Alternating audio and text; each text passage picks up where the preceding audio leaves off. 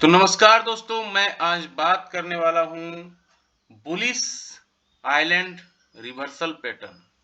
ये bullish island reversal pattern होता क्या है? ये कब यूज होता है और क्यों यूज होता है?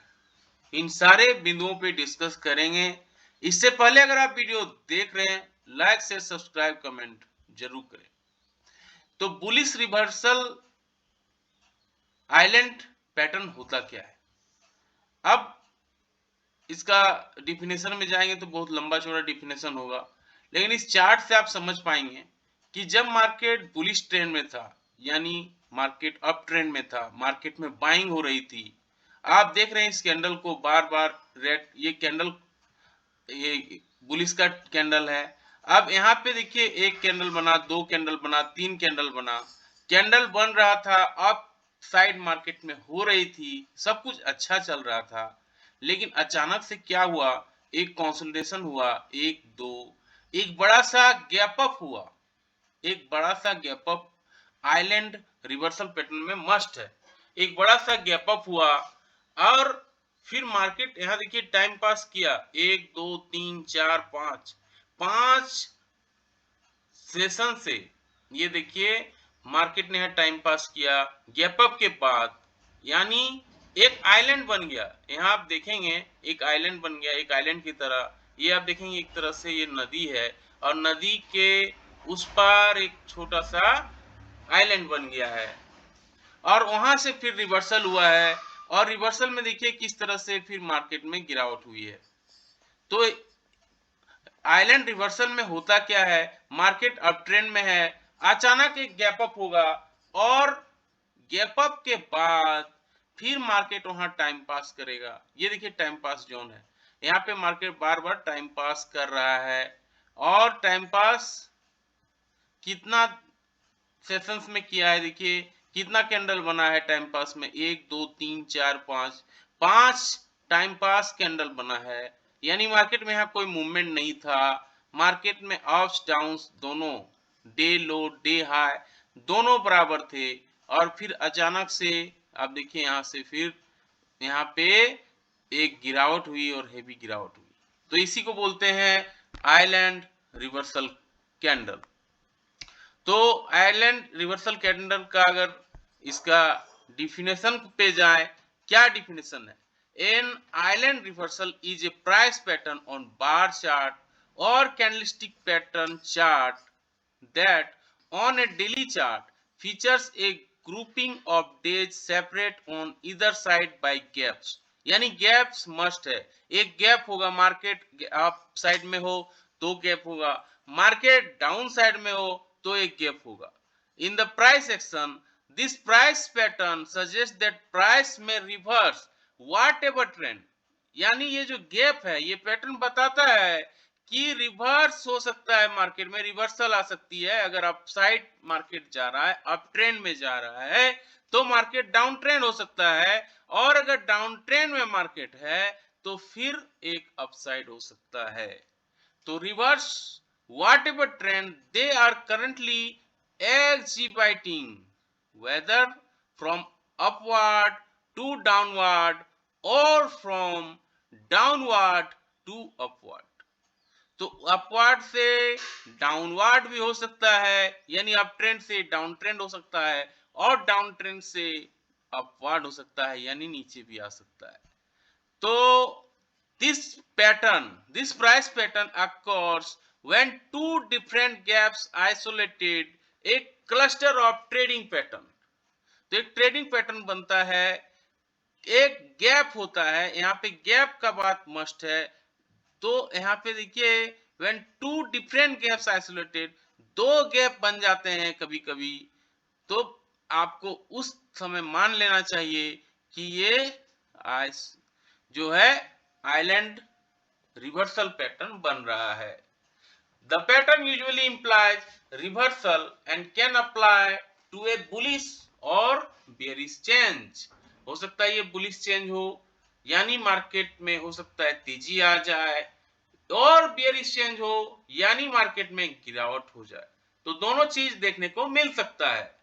An island reversal changing from upward trending price, जो अपवर्ड ट्रेंडिंग से जब वो बुलिश मोड में था, जब मार्केट में तेजी थी, to downward trading prices bearish में भी जा सकता है, is much more frequent than opposite. तो ये understanding the island reversal pattern. The island reversal are peculiar identifier because they are defined by price gap, वहां प्राइस गैप होता है on either side of a grouping of trading periods. Trading periods usually days में माना जाता है इसको, while many analysts and traders hold the belief that gaps will eventually be filled, meaning that price will retrace over any gap that previously occurs. The island reversal is based on the idea that the two gaps in the formation will often not be filled, at least not for a while. तो अगर आप इसका बात करें, island का क्या क्या, reversal का क्या क्या कैरेक्टरिस्टिक होते हैं, क्या क्या कैरेक्टर होते हैं।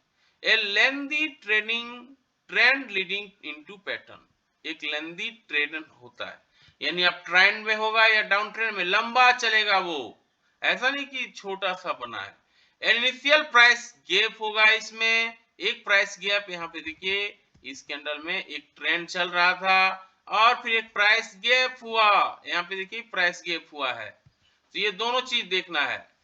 A cluster of price period that tend to trade within a definable range, एक डिफिनेबल रेंज में ट्रेड हो रहा है, देखिए ये रेंज में ही ट्रेड हो रहा है, मार्केट में कोई मूवमेंट ही नहीं है, यानी हाई लो सब एक जैसा है। और ये देखिए 5 अगर डेज कैंडल इसको मान लिया जाए तो 5 ट्रेडिंग सेशन से कुछ मूवमेंट ही नहीं है इसमें, इसलिए इसको यहाँ पे ये आइलैंड बना रहा है, गैप अप के बाद एक आइलैंड बना रहा है। A pattern of increase volume near the gap and during the island compared to the proceeding trend. तो यहाँ पे क्या होगा, वॉल्यूम में भी तेजी आएगी, यानी आप वॉल्यूम को भी वॉच करना होगा। अब देखिए यहाँ पे वॉल्यूम बढ़ा हुआ है, ये वॉल्यूम में तेज ही आया है, लेकिन उसके बाद देखिए वॉल्यूम में फिर गिरावट भी हुई है, तो वॉल्यूम में भी तेजी आती है। और नंबर 5, ये फाइनल गैप क्रिएट होता है, यानी 2 गैप क्रिएट होता है। आप यहाँ देखिए एक गैप क्रिएट हुआ, उसके बाद फिर दूसरा गैप क्रिएट हुआ, तो ये final gap which establish the island of prices isolated from the proceeding trend. तो प्रोसीडिंग ट्रेंड से फिर यहाँ देखिए चालू हो गया है और फिर यहाँ से देखिए गिरावट चालू हुआ है, यानी एक अप ट्रेंड था, अप ट्रेंड के बाद एक गैप अप हुआ, गैप अप के बाद देखिए एक आइलैंड बनाया, ये नदी है, नदी के पार एक आइलैंड बना है, और आइलैंड बनने के बाद फिर यहाँ से गिरावट हुई है, और ये गिरावट देखिए काफी तगड़ी गिरावट हुई है, तो इसी को आइलैंड रिवर्सल पैटर्न बोलते हैं।